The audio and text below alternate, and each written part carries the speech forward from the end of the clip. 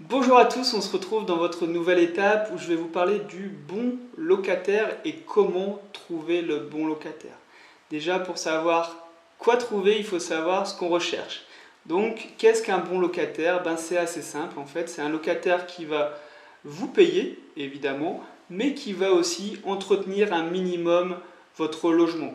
Le but, c'est pas qu'il laisse votre appartement se dégrader, qu'il laisse des fuites d'eau se propager, etc. Il faut qu'il soit quand même un minimum attentionné par rapport à votre logement. Parce que les coûts en réparation peuvent largement dépasser les loyers qu'il vous aura versés. Donc, comment louer rapidement votre bien? Alors, il va falloir multiplier les plateformes de diffusion. Vous savez, plus on est vu, plus on a de chances d'attirer des gens.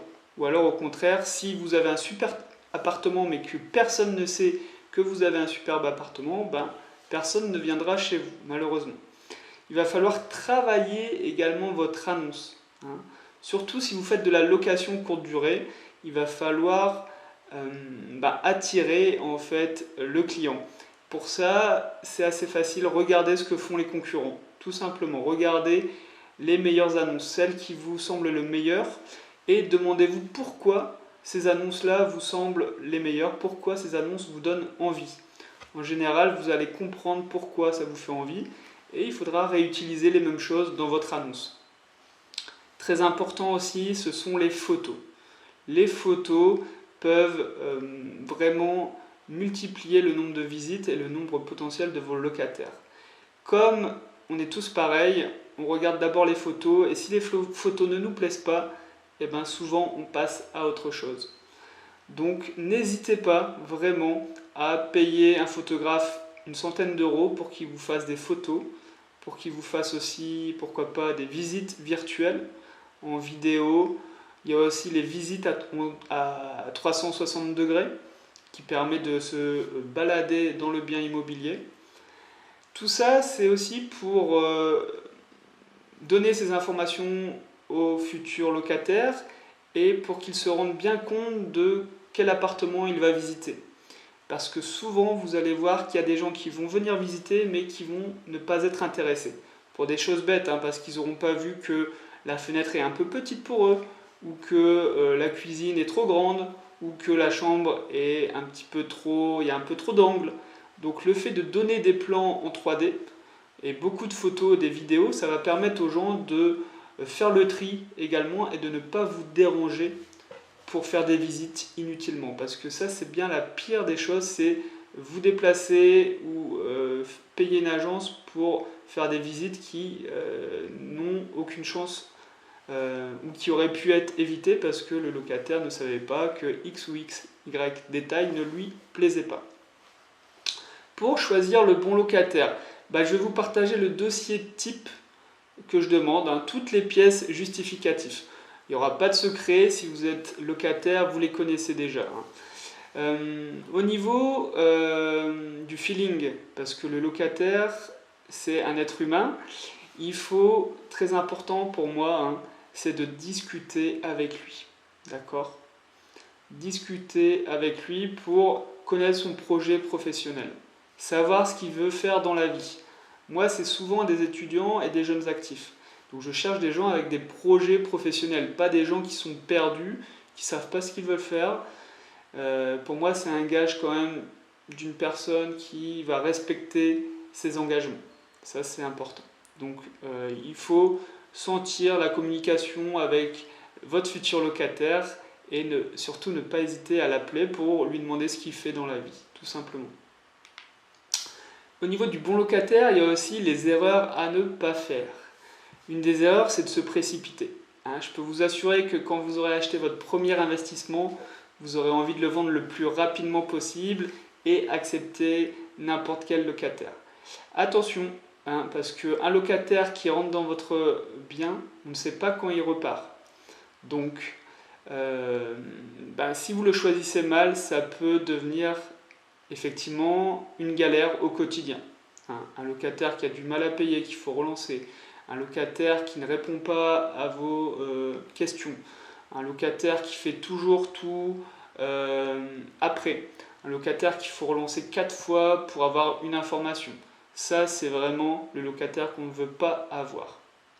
Donc il faut prendre le temps d'étudier vraiment le dossier de chaque demande et de discuter avec ses locataires. Il y a aussi pour moi des éléments éliminatoires, c'est-à-dire que si ils font ce genre de choses, ben, c'est même pas la peine d'espérer de rentrer dans mes locations. Il y a par exemple la ponctualité. Ça a l'air de rien, mais si les gens ne me préviennent pas qu'ils vont arriver en retard, eh ben, pour moi c'est éliminatoire. Il y a aussi le langage. Quel type de langage ils vont utiliser? Si c'est un langage de cité, moi je dis stop tout de suite. Je veux quelqu'un quand même d'éduqué, un minimum.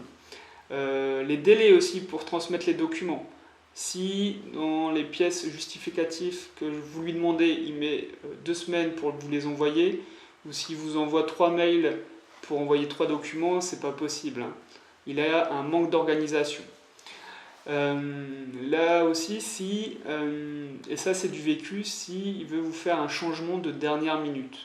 Changement de dernière minute, moi ce qu'on m'a dit c'est que finalement ma maman ne peut plus se porter garant, elle est malade, elle a des problèmes de santé, et voilà ce qu'il voulait faire.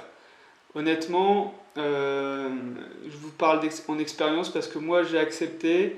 Et je peux vous dire que ce locataire-là, ça a été mon pire locataire que j'ai jamais eu. Alors, ça s'est pas trop mal fini.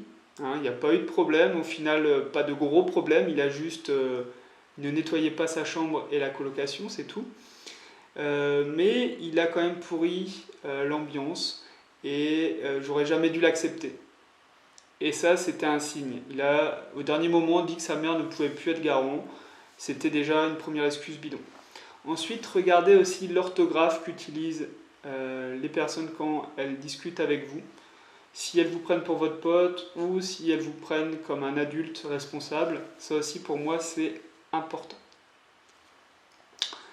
Attendre avant de signer. Donc là aussi c'est de l'expérience vécue. Essayez d'engager au maximum les personnes intéressées par vos logements. Là ça va être pour de la colocation, pour de la location nue, par exemple.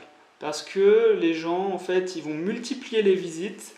Ils ont 1 à 2 semaines où ils se déplacent dans leur nouvelle ville, en général, pour trouver un logement et ils veulent avoir des garanties. Moi, j'ai fait l'erreur à 2 personnes de dire je vais étudier votre dossier et je reviendrai vers vous. Et 2 heures après, parce que c'était 2 personnes qui avaient fait la visite en même temps, elles m'ont dit désolé, on a trouvé autre chose.